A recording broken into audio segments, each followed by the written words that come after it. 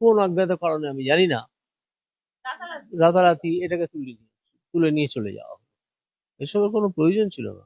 তুলে নিয়ে গিয়ে কি করলেন আপনারা? কি করলেন? উত্তর দিন তো আজকে। আজকে আমি পশ্চিমবঙ্গের মানুষ, আমার কাছে উত্তর দিন। তৎকালীন চিফ চিফ জাস্টিস, উত্তর দিন। আপনাকে উত্তর দিতে হবে।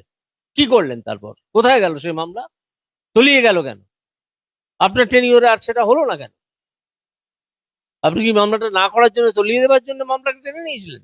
এই উত্তর আপনাকে আজকে দিতে হবে।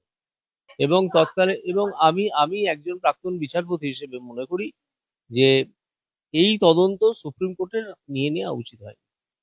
কারণ কলকাতা হাইকোর্ট যথেষ্ট যোগ্যতার সঙ্গে, কলকাতা হাইকোর্টের ডিভিশন বেঞ্চ যথেষ্ট যোগ্যতা এবং দক্ষতার সঙ্গে এই তদন্তকে এগিয়ে নিয়ে যাচ্ছিল এবং যাওয়ার মতো পরিস্থিতি তৈরি করেছিল। ঠিক সেই সময় কোন অজ্ঞাত কারণে আমি জানি না রাতারাতি এটাকে তুলে নিয়ে চলে যাওয়া হলো।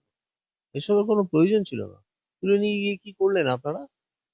কি করলেন? উত্তর দিন তো আজকে। আজকে আমি পশ্চিমবঙ্গের মানুষ, আমার কাছে উত্তর দিন। তৎকালীন চিফ চিফ জাস্টিস, উত্তর দিন।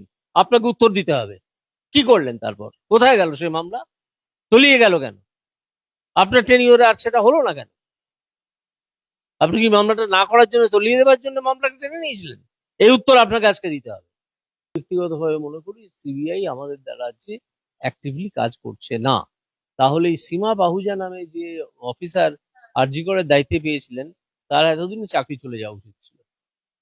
তিনি কিছুই করেননি তদন্ত, কিচ্ছু তদন্ত করেন।